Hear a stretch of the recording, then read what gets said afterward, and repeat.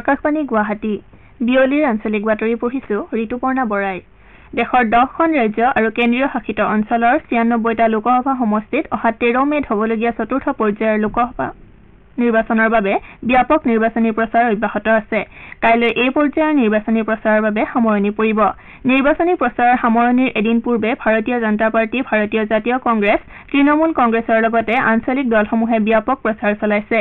প্ৰধানমন্ত্ৰী তথা বিজেপিৰ জ্যেষ্ঠ নেতা নৰেন্দ্ৰ মোদীয়ে আজি মহাৰাষ্ট্ৰ আৰু তেলেংগানাত দলীয় প্ৰাৰ্থীৰ হৈ নিৰ্বাচনী প্ৰচাৰ চলায়। প্ৰধানমন্ত্ৰীগৰাকীয়ে আজি সন্ধিয়া উৰিষ্যাত হ'বলগীয়া ৰোড শ্ব'ত অংশগ্ৰহণ কৰিব। ইপিনে বিজেপিৰ ৰাষ্ট্ৰীয় সভাপতি জে.পি. নাড্ডাই আজি হাৰিয়ানাৰ পঞ্চকুলাত আম্বালা লোকসভা সমষ্টিৰ দলীয় প্ৰাৰ্থীৰ হৈ ৰোড শ্ব'ত অংশগ্ৰহণ কৰে। অসমৰ মুখ্যমন্ত্ৰী তথা বিজেপি নেতা ডঃ হিমন্ত বিশ্ব শৰ্মাই পশ্চিমবংগৰ বেৰেকপুৰত অনুষ্ঠিত জনসভাত অংশগ্ৰহণ কৰে। ইপিনে কংগ্ৰেছৰ জ্যেষ্ঠ নেতা ৰাহুল গান্ধী আৰু সমাজবাদী পাৰ্টীৰ অধ্যক্ষ অখিলেশ যাদৱে উত্তৰ প্ৰদেশৰ কনৌজত আজি অনুষ্ঠিত এখন নিৰ্বাচনী সভাত অংশগ্ৰহণ কৰে। কংগ্ৰেছ নেতা ৰাহুল গান্ধীয়ে তেওঁৰ ভাষণত বিজেপিক সমালোচনা কৰে। উত্তৰ প্ৰদেশৰ মুখ্যমন্ত্ৰী তথা বিজেপিৰ জ্যেষ্ঠ নেতা যোগী আদিত্যনাথে গোৰখপুৰত অনুষ্ঠিত নিৰ্বাচনী সমাৱেশত অংশগ্ৰহণ কৰে। চতুৰ্থ পৰ্যায়ত নিৰ্বাচন হ'বলগীয়া অন্ধ্ৰপ্ৰদেশ, পশ্চিমবংগ, বিহাৰ, ঝাৰখণ্ড, মধ্যপ্ৰদেশতো প্ৰতিটো ৰাজনৈতিক দলে নিৰ্বাচনী প্ৰচাৰ চলায়। গুৱাহাটীত আজি কমনৱেলথ সংসদীয় সংস্থাৰ উত্তৰ পূব সংমণ্ডলৰ কাৰ্যনিৰ্বাহকৰ বৈঠক অনুষ্ঠিত হয়। উত্তৰ পূবৰ 8খন ৰাজ্যৰ বিধানসভাৰ অধ্যক্ষ আৰু উপাধ্যক্ষই অংশগ্ৰহণ কৰা এই বৈঠকত কেইবাটাও গুৰুত্বপূৰ্ণ সিদ্ধান্ত গ্ৰহণ কৰা হয়। অৰুণাচল বিধানসভাৰ অধ্যক্ষৰ সভাপতিত্বত অনুষ্ঠিত এই বৈঠকত 8টা তৰাযুক্ত সংস্থাৰ নতুন লগো ব্যৱহাৰ কৰিবলৈ সিদ্ধান্ত গ্ৰহণ কৰা হয়। আজিৰ এই বৈঠকতে উত্তৰ পূব সংমণ্ডলৰ নতুন কমিটি গঠন কৰা হয়। নাগালেণ্ড বিধানসভাৰ অধ্যক্ষ চাৰিংগেইন লংকুমাৰক নতুন কমিটিৰ অধ্যক্ষ হিচাপে নিৰ্বাচিত কৰা হয়। আনহাতে অসম বিধানসভাৰ সচিব দুলাল পেগুৱে সঞ্চালক হিচাপে দায়িত্বভাৰ গ্ৰহণ কৰে। উল্লেখযোগ্য যে কমনৱেলথ সংসদীয় সংস্থাৰ উত্তৰ পূব সংমণ্ডলৰ পৰৱৰ্তী বৈঠক মিজোৰামত অনুষ্ঠিত হ'ব। দেশৰ উচ্চতম ন্যায়ালয়ে দিল্লীৰ মুখ্যমন্ত্ৰী অৰবিন্দ কেজৰিৱালৰ অন্তৱৰ্তীকালীন জামিন মঞ্জুৰ কৰে। ন্যায়াধীশ সঞ্জীৱ খান্না আৰু দীপাংকৰ দত্তৰ খণ্ড বিচাৰপীঠৰ আদালতে সুৰা নীতি গোচৰত তিহাৰ জেলত বন্দী হৈ থকা কেজৰিৱালৰ অন্তৱৰ্তীকালীন জামিন অহা 1 জুনলৈ মঞ্জুৰ কৰিছে। অহা 2 জুনত কেজৰিৱালক জেল কৰ্তৃপক্ষৰ ওচৰত আত্মসমৰ্পণ কৰিবলৈ আদালতে নিৰ্দেশ দিয়ে। আদালতৰ দুয়োপক্ষৰ অধিবক্তাৰ যুক্তি শুনাৰ অন্তত ন্যায়াধীশদ্বয়ে দিল্লীৰ মুখ্যমন্ত্ৰী শ্ৰী কেজৰিৱালৰ জামিন আবেদন মঞ্জুৰ কৰে।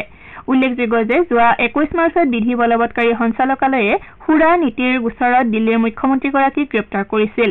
ইপিনে কেজৰিৱালৰ জামিন মঞ্জুৰ কৰাৰ পাছতে আম আদমী পাৰ্টীয়ে উচ্চতম ন্যায়ালয়ক ধন্যবাদ জ্ঞাপন কৰে।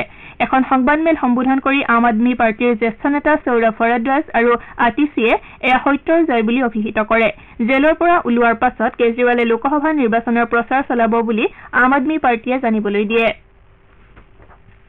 অক্ষয় তৃতীয়া উপলক্ষে আজি অযোধ্যাৰ ৰাম মন্দিৰত ৰামলাল্লাক অসমৰ বিখ্যাত এৰী আৰু মুগা সূতাৰে প্ৰস্তুত কৰা বিশেষ বস্ত্ৰ পৰিধান কৰোৱা হয়। ৰাম মন্দিৰৰ অফিচিয়েল ডিজাইনাৰ মনীষ ত্ৰিপাঠীয়ে শিশু ৰামৰ বাবে এই বিশেষ সাজ প্ৰস্তুত কৰিছে। এই বিশেষ পোছাকৰ সৈতে অসমৰ বস্ত্ৰ শিল্পৰ প্ৰতিচ্ছবি ভগৱান ৰামৰ জৰিয়তে বিশ্ববাসীৰ ওচৰত প্ৰদৰ্শন কৰাৰ চেষ্টা চলোৱা হৈছে। প্ৰায় 45 দিনৰ অন্তত এই সাজ প্ৰস্তুত কৰা হয়। ইপিনে মুখ্যমন্ত্ৰী ডঃ হিমন্ত বিশ্ব শৰ্মাই ৰামলাল্লাক অসমৰ এৰী আৰু মুগা সূতাৰে প্ৰস্তুত কৰা সাজ পৰিধান কৰোৱাত সন্তুষ্টি প্ৰকাশ কৰি অসমবাসীয়ে ভগৱান ৰামক ভক্তিৰ উপহাৰ আগবঢ়োৱা বুলি সামাজিক মাধ্যমযোগে প্ৰকাশ কৰে। অসম ৰাজ্যিক সাংবাদিক সন্থাৰ 10ম বাৰ্ষিক প্ৰতিষ্ঠা দিৱস আজি দিনজোৰা কাৰ্যসূচীৰে শিৱসাগৰত অনুষ্ঠিত কৰা হয়। শিৱসাগৰ জিলা সাংবাদিক সংস্থাৰ কাৰ্যালয়ত অনুষ্ঠিত এই দিৱসৰ সৈতে সংগতি ৰাখি আছাম ট্ৰিবিউন কাকতৰ কাৰ্যবাহী সম্পাদক তথা মিডিয়া কোষৰ অধ্যক্ষ প্ৰশান্ত জ্যোতি বৰুৱাক 2024 বৰ্ষৰ ব্ৰহ্মপুত্ৰ উপত্যকা সাংবাদিক বঁটা প্ৰদান কৰা হয়।